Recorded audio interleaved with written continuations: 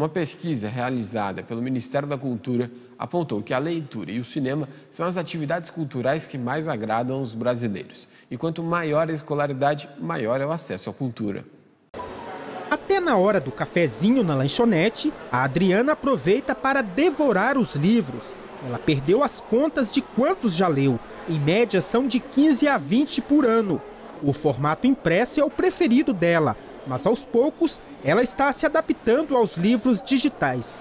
Para ela, o que importa mesmo é a leitura. A leitura é muita coisa, a leitura é a companhia, a leitura é a possibilidade da gente abrir os nossos horizontes, de conhecer coisas diferentes sem sair do lugar e de se identificar com as pessoas diferentes, né? De conhecer novas realidades, novas culturas e se pôr no lugar de outras pessoas. Através dos personagens a gente consegue fazer isso. E o livro é o bem cultural mais acessado pelos brasileiros, de acordo com uma pesquisa financiada com recursos da Lei Rouanet de incentivo à cultura. Segundo o levantamento, 68% dos entrevistados leram alguma publicação no período de 12 meses. Foram ouvidas mais de 10 mil pessoas a partir dos 12 anos, de 12 capitais de todas as regiões do país.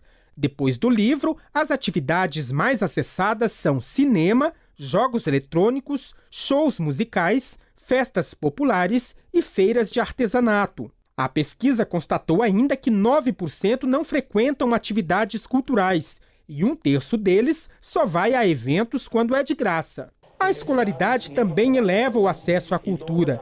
Dos que têm educação superior, 84% têm acesso a alguma atividade. Já para quem tem só o nível fundamental, esse índice cai para 20%. Para o ministro da Cultura, é preciso estimular o interesse por atividades culturais em sala de aula. A escola tem um papel decisivo neste processo. As pesquisas mostram que nas famílias onde os pais têm este hábito, os filhos também têm este hábito. E nas famílias onde os pais não têm este hábito, a possibilidade de ganhar o hábito, de despertar o interesse, está na escola.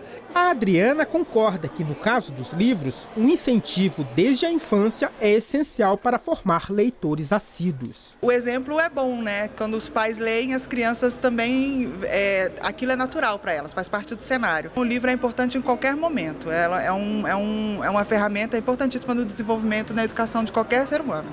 A Base Nacional Curricular está sendo discutida em todo o Brasil. O objetivo é definir os currículos escolares e o principal foco da nova proposta é promover o papel do aluno no processo de aprendizagem. A base curricular que está sendo discutida será adotada no próximo ano. Mais de 28 mil escolas públicas e particulares de ensino médio e cerca de 510 mil professores discutem e avaliam a proposta que está em análise no Conselho Nacional de Educação. Você ter uma consulta ouvindo e trazendo para o debate elementos importantes para a avaliação do Ministério da Educação, mas especialmente também do Conselho Nacional, eu acho que é por demais importante e muito apropriado para o momento. E o foco é o aluno, o ator principal dessa proposta de mudança e atualização do ensino médio. É a possibilidade do aluno ser protagonista das suas escolhas, né?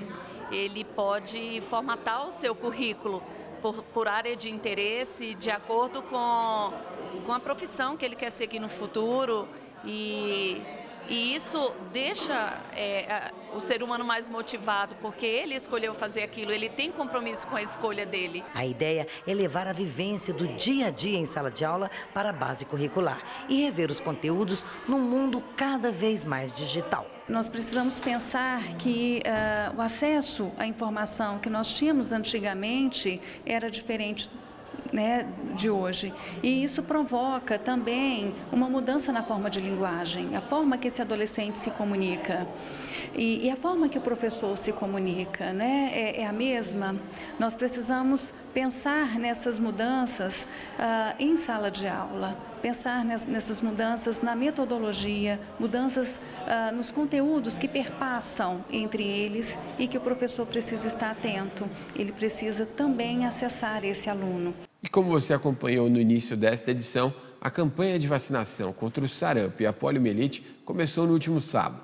Embora a vacina seja de fundamental importância para garantir a saúde da criança, muitos boatos circulam pelas redes sociais questionando a eficácia e a segurança das doses. Na reportagem especial de hoje, você vai ficar por dentro deste assunto para saber o que é verdade e o que é boato.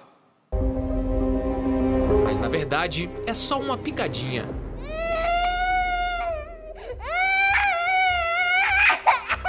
Ao menos é isso que as enfermeiras falam quando vão aplicar alguma vacina na gente. No Brasil, campanha após campanha, milhões de pessoas são vacinadas em todo o país. Para você ter uma ideia, mais de 7 milhões de pessoas foram vacinadas só em São Paulo durante a campanha contra a febre amarela no estado. Já em 2018, do dia 25 de janeiro até o dia 12 de fevereiro, mais de 1.200.000 pessoas foram imunizadas contra o vírus. A vacinação contra diversas doenças é levada tão a sério no país que o Brasil é reconhecido em todo o mundo pelo amplo programa de imunização que oferece. Quando você tem doenças preveníveis, o melhor mecanismo de você proteger é com a vacinação. A gente sabe que nenhuma doença, que nenhuma vacina vai proteger 100%, mas uma grande parte vai estar protegendo. Então você só consegue impedir que uma doença avance com a vacinação. As vacinas são substâncias produzidas a partir do próprio agente causador da doença, que é colocado de forma enfraquecida ou inativada dentro de nosso corpo. Apesar de não causar a doença em si, as formas atenuadas e inativadas desse agente são capazes de estimular o sistema imunológico. E esse estímulo induz a proteção que o corpo precisa contra determinadas doenças. Certo que muita gente já ficou assustada ao saber que dentro da própria vacina leva o agente que causa o problema. Mas apesar disso, será mesmo que a vacina traz algum risco para a saúde? A vacina, elas são seguras, né? O que a gente tem algumas recomendações, assim, pessoas que estão imunossuprimidas, estão fazendo rádio, químio, nesse momento elas não podem tomar vacina. Pessoas que têm uma alergia severa a ovo, tem algumas vacinas que ela não pode tomar. Mas isso tudo é estudado, não é em toda a população. A maioria das vacinas, a reação é febre. Febre, dor local, o tratamento é antitérmico, compressa fria, né, no local da aplicação. Os nenenzinhos pequenos tomam vacina na coxa. Então a coxinha vai ficar, a criança tem dor, vai ficar difícil de mexer, pode ter calor local, incha. Reações graves, reações que impossibilitam o uso da vacina, isso não tem. As vacinas, elas são testadas, muito testadas antes de ser aplicadas, porque quando você vai disponibilizar um medicamento para vacinação em massa, você tem que ter testado essa vacina e esperar as reações dela, né? Um dado que trouxe preocupação tanto para autoridades sanitárias quanto para profissionais de saúde foi o reaparecimento de doenças já erradicadas no Brasil. Segundo informações do Ministério da Saúde, no Amazonas e em Roraima já passam de 500 casos confirmados de sarampo e mais de 1.500 sob investigação. No Rio Grande do Sul, no outro extremo do país, o governo também confirmou 6 casos da doença este ano. A volta de novos casos de sarampo contrasta com o certificado de eliminação da circulação do vírus, recebido em 2016 da Organização Pan-Americana de Saúde. E muitos especialistas alertam que quanto mais crianças não se vacinarem, maior a probabilidade de reaparecimento dessas doenças. Hoje em dia, uma criança vacinada com calendário completo, ela vai ficar doente muito pouco. Ela vai ficar doente de gripe, de resfriado, nem gripe, porque agora tem vacina de gripe. Ela vai ficar doente de resfriado só. A chance dessa criança internar é muito menor. A chance dessa criança morrer é muito menor. A criança não vacinada tem uma chance muito maior de morrer na primeira infância do que uma vacinada. No mês de agosto, em vez da já tradicional campanha de multivacinação, o Brasil terá uma ação mais focada na poliomielite e no sarampo. O investimento do Ministério da Saúde nas campanhas deste ano já passa dos 30 milhões de reais. Em 2017, todas as vacinas oferecidas gratuitamente ficaram abaixo da meta de 95%, estipulada pela Organização Mundial da Saúde para o controle de doenças infecciosas. A criança começa a ser vacinada com 2, 4 e 6 meses da polio na forma inativada, ou seja, ela toma uma injeção. com 12 meses, com 15 meses, ela vai tomar essa vacina da forma oral. E depois, com 4 anos, ela toma o segundo reforço. Daí, quando a gente tem essas campanhas, a gente faz naquele grupo que não foi vacinado, então a gente oferece a polio também.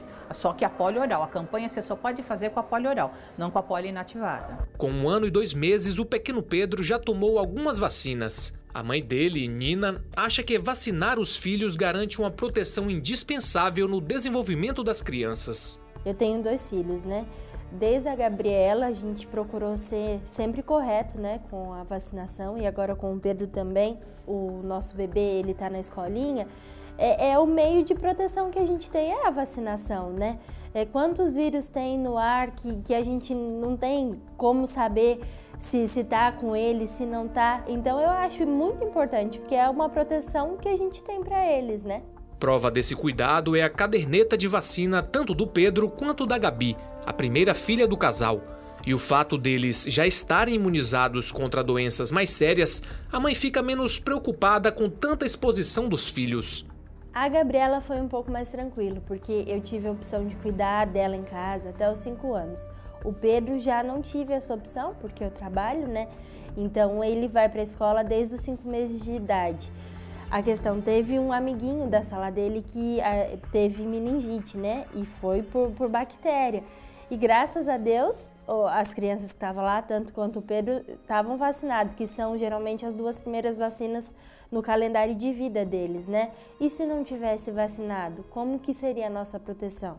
E foi uma das coisas que o pediatra enfatizou bem, que graças a Deus que as vacinas deles estavam em dias, porque era uma bactéria muito forte, que crianças que não tivessem vacina provavelmente poderiam contrair o vírus. Estamos chegando ao fim da edição de hoje, em que você viu que começou no último sábado a campanha de vacinação contra o sarampo e a poliomielite. E o que é verdade e o que é boato sobre as histórias que abordam as vacinas nas redes sociais. Conheceu um projeto que visa estimular a participação dos jovens na política. E viu também sobre quais são os hábitos culturais que mais agradam os brasileiros. A leitura e o cinema estão no topo da lista. O Repórter Setorial de hoje fica por aqui, mas você pode ver nossas reportagens e interagir com a gente através das redes sociais, na nossa página no Facebook e no nosso canal no YouTube. Nós voltamos amanhã. Até lá!